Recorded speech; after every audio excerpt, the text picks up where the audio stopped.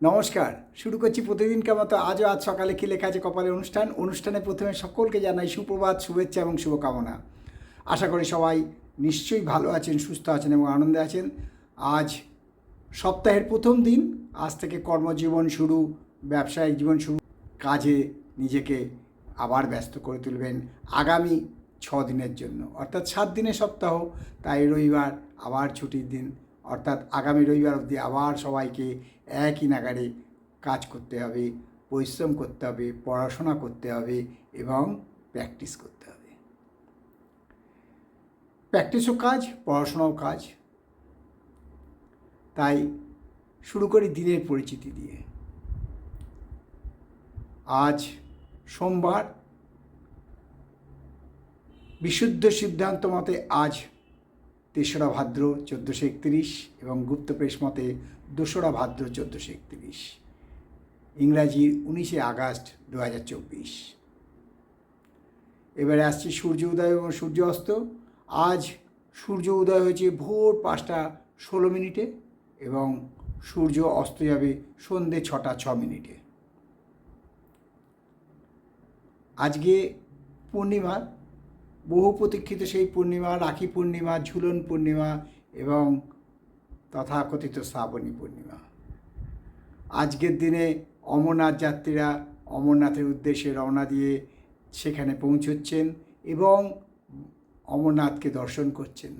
যে বরফের অয়ব তৈরি হয় সেই অয়ব আজ পূর্ণ হবে, পূর্ণতা লাভ করবে এবং আস্তে আস্তে আবার বিলীন হয়ে যাবে। জয় ভোলা মহেশ্বরের জয়, জয় দেবাদিদেব মহাদেবের জয়, জয় চন্দ্রচূড়ের জয়। এবং সকল অমরনাথ যাত্রীকে আমার শুভেচ্ছা এবং শুভকামনা রইল। এবারে আসছি গঙ্গায় জোয়ার ভাটা নিয়ে। আজ গঙ্গায় জোয়ার এসছে সকাল 9টা 44 মিনিটে, অর্থাৎ আসবে, এবং রাত্রি 9টা 49 মিনিটে, এবং ভাটা আসবে বেলা 2টো 34 মিনিটে এবং শেষ রাত্রি 2টো 39 মিনিটে। তাহলে বুঝতে পারছেন আজকে গঙ্গায় জোয়ার ভাটা। আজকে গঙ্গায় বহু পুণ্যার্থী স্নান করবেন পুণ্য অর্জনের জন্য। আজ যে শ্রাবণী পূর্ণিমা। আমরা হিন্দু মতে যারা আমরা যে ধর্ম পালন করি সেই ধর্মর নাম হচ্ছে হিন্দু ধর্ম, এবং হিন্দু ধর্মের প্রত্যেকটা ব্যক্তি উদার এবং প্রত্যেকটা ধর্মকে আলিঙ্গন করে, মান্যতা দেয়। ভগবান রামকৃষ্ণদেবকে দেখুন, তৈলঙ্গ স্বামীকে দেখুন, লোকনাথ বাবাকে দেখুন, কাঠুরিয়া বাবাকে দেখুন। ভারতের সন্ন্যাসী বলে একটা বই ছিল, সেই যে বইটা যদি আপনারা পান পড়বেন, তাতে দেখবেন প্রত্যেকটা যারা ব্যক্তি, যারা অবতার, যারা মহাপুরুষ, তারা কীভাবে সর্বধর্মকে আলিঙ্গন করেছেন। তাই আবারও বলি যে আমরা সবাইকে একসাথে নিয়ে চলার প্রতিজ্ঞা করেছি, কাউকে বাদ দিয়ে নয়। যাই হোক, আজকে শুভকর্ম আছে। আজ সত্যনারায়ণ পুজোর দিন, আজ নারায়ণ পুজোর দিন। সত্যনারায়ণী নারায়ণ, আবার সত্যনারায়ণী নারায়ণ। শঙ্খচক্র গদা আবদ্ধধারী বিভিন্ন রূপে বিভিন্নভাবে বারবার এই পৃথিবীতে অবতীর্ণ হয়েছেন ধর্মকে রক্ষা করতে এবং অধর্মকে নাশ করতে। এবারে আসছি আজকে জ্যোতিষিক্ষা আসর নিয়ে সামান্য কথা আপনাদের কাছে বলতে। যে আপনারা এখনও যারা সাবস্ক্রাইব করেননি তাদের উদ্দেশ্যে বলছি, সাবস্ক্রাইব করুন। এবং জ্যোতিষিক্ষা আসরে অনেকেই প্রশ্ন করছেন, যেমন আসানসোল থেকে করেছেন, দুর্গাপুর থেকে করেছেন, পূর্ব মেদিনীপুর থেকে করেছেন, এবং সবচেয়ে বড় কথা আমাকে করেছেন লখনৌ থেকে। এবং যিনি করেছেন তিনি একজন আমাদের সংখ্যালঘু মহিলা ফিরোজা বেগম। আমি নামটা ঠিকমতো বলতে পারলাম কিনা তাই আবার বলছি, ফিরোজা বেগম। উনিও আমার অনুষ্ঠান দেখে খুব ভালো লেগেছে ওনার, তাই উনি দিয়েছে এরমভাবে লিখেছেন, মেসেজ করেছেন যেটা আর কি, দাদা আপনার অনুষ্ঠান দেখে আমার খুব ভাল লাগে, আপনি কিভাবে বলেন আমি তাই শুনি, তবে আমার একটা প্রশ্ন আছে যে আপনারা যেটা বলেন সেটা কিভাবে ক্যালকুলেশন করেন। খুব ভালো প্রশ্ন করেছেন দিদি আপনি। সুদূর লখনৌ থেকে আপনি যেমন অনুষ্ঠান দেখছেন এবং দেখে যে আমাকে প্রশ্ন করেছেন, এর জন্য আমি আনন্দিত এবং আপনাকে শুভেচ্ছা জানাই। তবে হ্যাঁ, আপনাকে কিন্তু একটা কথা, এইটা কমেন্টস বক্সে লিখতে হবে, হোয়াটসঅ্যাপে না। আপনি আমার হোয়াটসঅ্যাপ নম্বর পেয়ে গেছেন, ঠিক আছে, ধন্যবাদ আপনাকে, আবার শুভেচ্ছা জানাচ্ছি। এইটাই আপনি কমেন্টস বক্সে লিখুন, আমি উত্তর দিয়ে দেব। এবং পূর্ব মেদিনীপুর, দুর্গাপুর এবং আসানসোল থেকে যারা লিখেছেন তাদের উদ্দেশ্যেও বলছি যে আপনারা SMS করেছেন, SMS করলে হবে না, আপনারা পাঠান কমেন্টস বক্সে।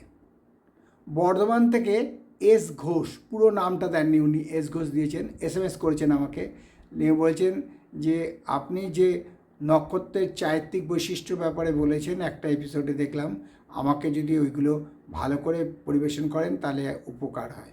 আপনাকে কেন, আমি সবাইকেই পরিবেশন করব, সবার জন্যে পরিবেশন করব।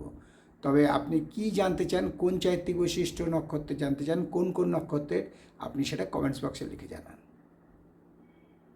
হ্যাঁ, এখনও যারা সাবস্ক্রাইব করেননি তাদের জন্য বলছি সাবস্ক্রাইব করুন এবং আপনার কি জানার আছে প্রশ্ন করুন, আমি উত্তর দেব। যাই হোক, এবারে আসি আমাদের জ্যোতিষশিক্ষার আসলে যে এপিসোডগুলো আপনারা পেয়েছেন সেগুলো কতটা আপনাদের উপকার লাগলো সেটা জানান। আর 12টি রাশি নিয়ে যে সংক্ষিপ্ত এবং সামগ্রিক রাশিফল পরিবেশন করি প্রতিদিন, সেটাও শুরু করছি। 12টি রাশিমালা চিরন্তনভাবে এবং অবিনশ্বরভাবে আমরা পরিবেশন করি। সেই রাশিমালাগুলো, প্রথম রাশি মেষ, বৃষ, মিথুন, কর্কট, সিংহ, কন্যা,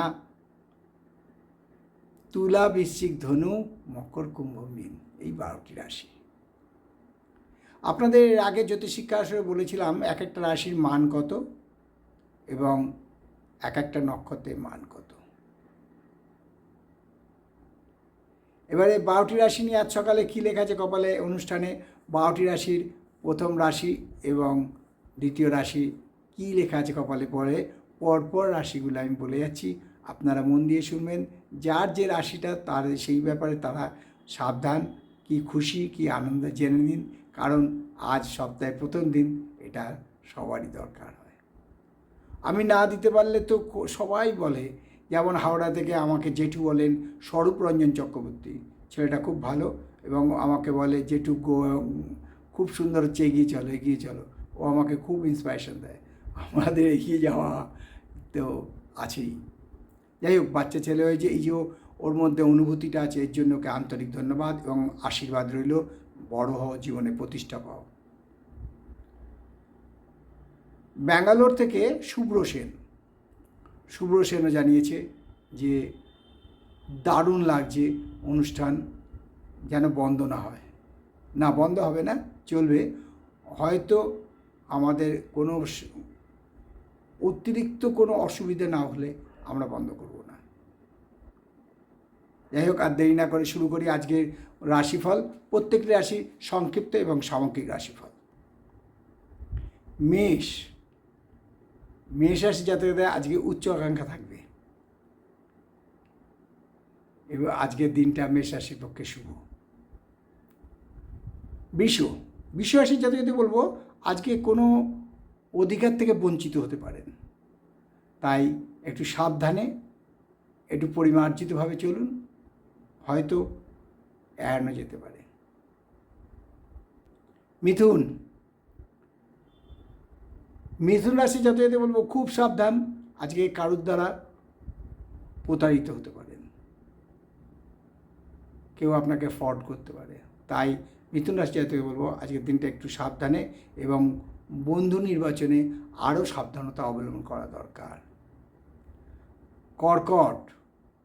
কর্কট রাশি বলবো আজকে কোনো অধিকার থেকে হয়তো বঞ্চিত হতে পারেন। কর্কট রাশির জাতক জাতিকার এখন সময় ভালো নয়, আজকের দিনের জন্য অবশ্যই। তাই কর্কট রাশি যেতে বলবো একটু সাবধানে থাকাই ভালো। সিংহ রাশি জাতি হলো আজকে অভিমান বৃদ্ধি হবে। আজকে অভিমান হবে, কিন্তু অভিমান করে বেশিক্ষণ থাকা ভালো নয়। নিজের শরীর এবং মানসিক দুটোরই চাপ পড়ে। এবং কন্যা রাশির জাতক জাতিকা বলবো একটু সাবধানে চলাই ভালো। আজকে অর্থ ব্যয় বেশি হতে পারে। তুলা রাশি বলবো আজ অবৈধ প্রণয়ে জড়িয়ে পড়তে পারেন, সে ব্যাপারে সাবধান। বৃশ্চিক রাশির যাতে বলবো আজকে কোনো আশা যেটা করেছেন সে আশা ভঙ্গ হতে পারে। তাই বৃশ্চিক রাশি যাতে বলবো ডিপ্রেশন না গিয়ে বিষ্ণু নাম জপ করুন, উপকার পাবেন। ধনুরাশি আজকে যাতে বলবো আজকে মনোকষ্টে ভুগতে পারেন। কোনো কাজ করতে গেছেন, হয়তো সেখানে স্বার্থেও বা সাফল্য পেলেন না, সার্থকতা বা সাফল্য পেলেন না, তার জন্য মনোকষ্ট বৃদ্ধি পেতে পারে। দুর্গা নাম জপ করুন, উপকার পাবেন। মকর রাশির জাতক জাতিকা আজকে খুব ক্লান্তি বোধ হবে, মনে হবে আর কাজ ফাজ করতে ইচ্ছে করছে না। কুম্ভ রাশির জাতক জাতিকা বলবো খুব সাবধান, বাজে খরচা হতে পারে, অযথা ব্যয় যাকে বলে, সেখান থেকে সঞ্চয়ও টান পড়তে পারে। তাই কুম্ভ রাশির জাতক জাতিকা বলবো ব্যয়ের ব্যাপারে, খরচার ব্যাপারে নিয়ন্ত্রণ রাখুন।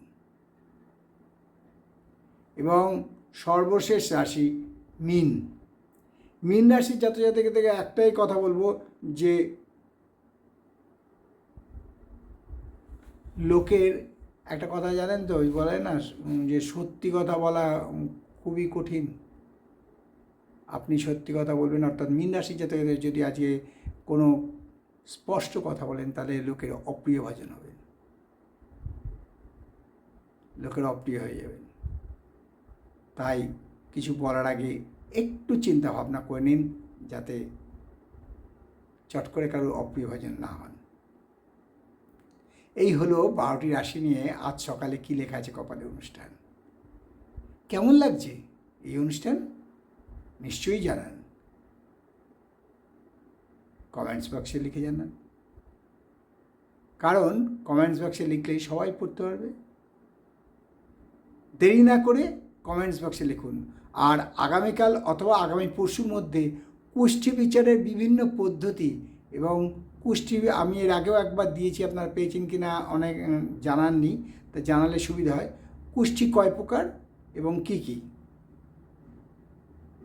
আগেকার দিনে ঠিকুজি কুষ্টি হতো, এখনকার দিনে কুষ্টি হয়। কুষ্টি কয় প্রকার এবং কী কী, এর উপকারিতা এবং বিচার পদ্ধতির নিয়ম, সেই ব্যাপারে আমি আলোচনা করেছি। কেমন লাগছে আপনাদের অনুষ্ঠান অতি অবশ্যই কমেন্টস বক্সে লিখে জানান। তাই শেষ করার আগে বলি, মা দশমহাবিদ্যার কৃপায়, দেবাদিদেব মহাদেবের কৃপায় এবং শঙ্খচক্র গদাপদ্মধারী নারায়ণের কৃপায় সবার মঙ্গল হোক, সবার ভালো হোক, সবাই সুখে থাকুন, এই কামনা করে আজকের অনুষ্ঠান শেষ করলাম। ভালো থাকুন, সুস্থ থাকুন, এই কামনাই করি। নমস্কার।